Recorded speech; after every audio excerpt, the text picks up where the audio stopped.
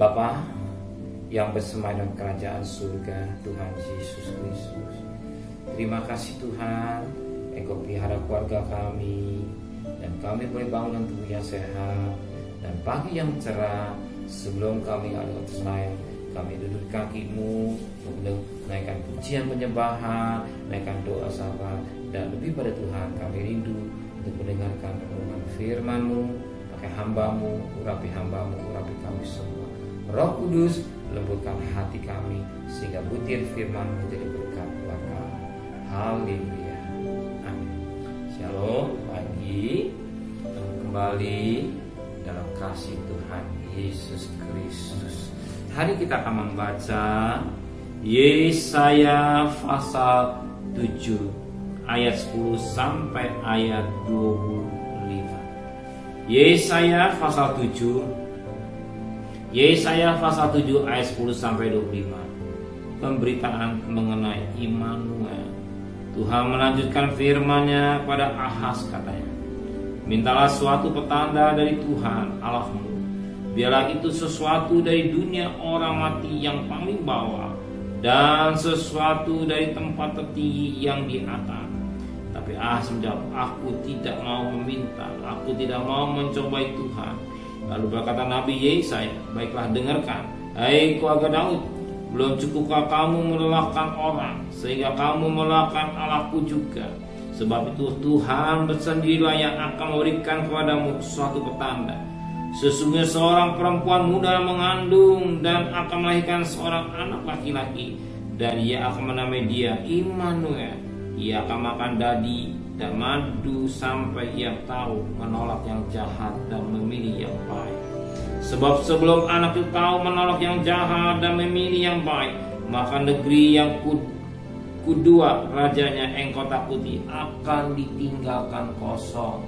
Tuhan akan mendatangkan atasmu dan atas rakyatmu dan atas kaum keluargamu hari-hari seperti yang belum pernah datang sejak Efraim menjauhkan diri dari Yehuda, yakni Raja Asyur.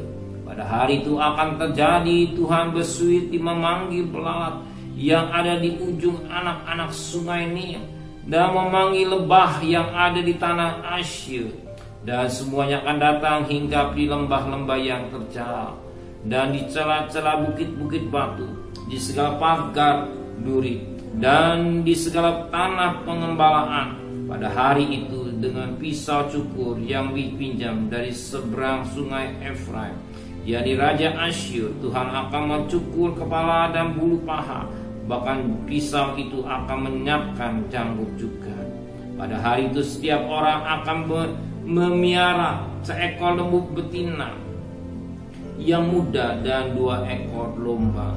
Dan karena banyaknya susu yang dihasilkan, mereka akan makan dadi. Sungguh dadi dan madu akan dimakan oleh setiap orang yang masih tinggal di dalam negeri. Pada hari itu setiap tempat di mana biasa tumbuh 1000 pohon anggur dan berharga 1000 sikap perak akan menjadi tempat putri malu dan rumput. Orang pergi ke sana terpaksa membawa anak-anak panah dan busur, sebab putri malu dan rumput belaka seluruh negeri itu. Dan engkau tidak berani pergi ke segala lereng gunung yang biasa dicangkul, karena takut akan putri malu dan rumput. Di situ hanya lembu dan domba akan berkeliaran. Puji Tuhan, suatu mutiara yang indah yang kita dapat petik menubuatkan tentang suatu pribadi yang bernama Maria. Dia akan melahirkan seorang anak laki-laki yang diberi nama Immanuel. Suatu nubuatan yang dikerjakan oleh Yesaya pada pasal 7 ayat 14. Sebab Tuhan sendiri akan memberitahu kepadamu suatu petanda. Sehingga seorang perempuan muda mengandung dan akan melahirkan seorang anak laki-laki, dan ia akan menamai dia Immanuel, arti Allah beserta kita. Seorang perempuan muda mengandung. Perempuan muda pertama dan bahasa asing dan bahasa Ibrani Almah, yang artinya perawan, ya,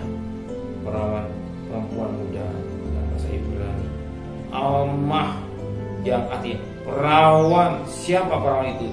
Juga Maria. Maria seorang wanita yang perawan, yang benar menjaga kesucian, benar hidupnya dengan baik. Ya, tidak main-main dengan dosa. Dia menjaga kesuciannya.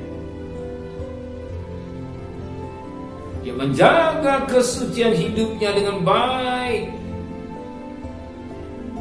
Demikian juga hidup kita. Selama kita hidup di dunia ini, Tuhan rindu dan juga mau menjaga kesucian hidup dengan baik. Kesucian hidup dengan baik, sebagaimana dilakukan oleh Maryam. Dia seorang murid yang menjaga kesuciannya baik, sebagaimana kita lihat di dalam Matius pasal 1. Matius pasal 1 ayat yang ke Matius pasal 1 ayat yang ke 19, 18 dan 19. Kelahiran Yesus Kristus adalah seperti berikut. Pada waktu Maria ibunya bertunangan dengan Yusuf, ternyata ia mengandung dari Roh Kudus. Sebelum mereka hidup sebagai suami istri. Ya. Budaya orang Israel.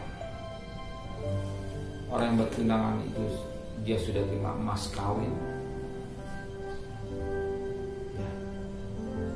Terima mas kawin, makanya dia disebut, dia katakan suami istri, tapi belum hubungan suami istri, sebagaimana ayat 9. Karena Yusuf suaminya seorang yang tulus hati. Ya. Maka setelah dia terima mas kawin, dia jadi suami istri, tapi belum hubungan suami istri. Nah, Maria ini menjaga kesucian hidup dengan baik. Ya, benar-benar perawan yang perawan. Artinya hidup yang menjaga kesucian dengan baik, gak main dosa. Tuhan juga merindukan gerejanya, sebagaimana 2 Korintus 11 ayat yang kedua. Ingin mendapatkan seorang, ya, ditundangkan seorang laki-laki untuk membawa perawan suci kepada Kristus. Tuhan ingin dapat juga gerejanya yang hidup dalam kekudusan, gak main-main dosa, gak main-main dosa. Kadang dunia semakin hari semakin jahat. Ya.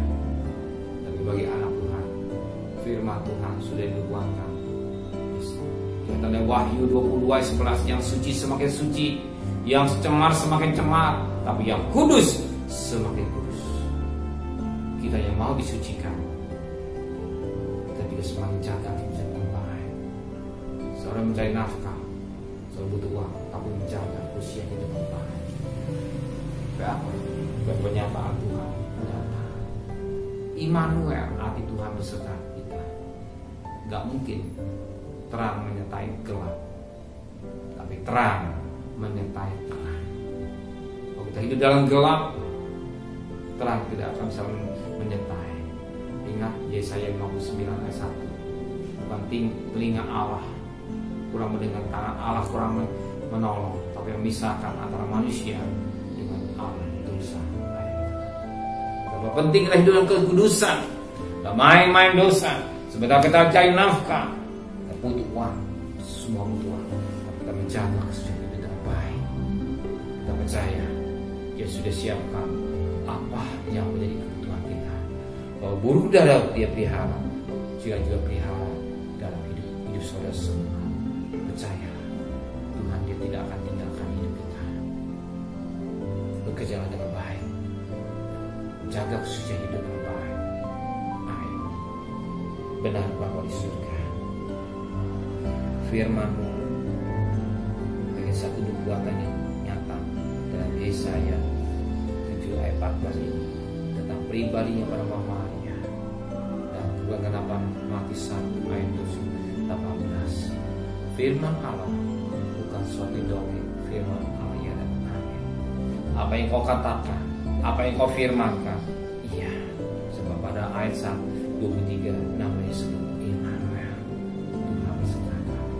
Tuhan, biar Engkau tetap beserta kami semua. Kami akan cari nafkah, kami akan bekerja, kami akan terus berdagang Tuhan. Biar kalau Immanuel bukan diri kami saja, keluarga kami, hidup kami, Kau tetap menyertai bukan hari ini sampai sudah akhir zaman. Matius 28 ayat yang ke-20. Tuhan sertai kami semua. Bahkan juga Mazmur 23 ayat 4. Lembah kekelaman Tuhan Immanuel. Biar Kau tetap menyertai kami semua Tuhan. Kau sudah siapkan rezeki dalam hidup kami semua. Kembalikan kami pada besok pagi dan tubuh yang sehat. Kami hanya mengadakan puasa benang kemisi dalam rumah tangga kami. Jauhkan kami dari virus corona, jauhkan kami dari penyakit Tuhan, dan Kau tetap menyertai kami. Dan kami juga memperhatikan protokol sehat, pesan pemerintah bagian pesan Engkau, sebab mereka adalah wakil Allah. Dan kami tidak berojo, tidak berkerumun Tuhan, memperhatikan dengan baik Tuhan. Terima kasih Bapa, berkati Bapak Presiden, Wakil Presiden, para menteri, para gubernur, para bupati, para wali kota, para camat, para lurah, para RW, para RT, para medis, para relawan, bahkan para TNI, para Polri, mereka Tuhan yang bekerja di depan Tuhan. Berikan kesehatan yang prima Tuhan. Biar vaksinnya biar diterapkan secepat mungkin Tuhan. Yang sakit semakin berkurang, tapi yang sembuh semakin banyak. Kami mohon belas kasihan, hanya belas kasihan yang boleh terjadi buat bangsa kami Indonesia. Terima kasih Bapak di surga. Terima kasih Tuhan. Terima kasih Tuhan. Dan kekasih terimalah berkat nikmat dari Allah Bapa, cinta kasih sayang dari Tuhan Yesus Kristus, dan berkat Roh Kudus atas darah hari ini sampai Maranatha Tuhan Yesus datang yang kita lihat. Katakan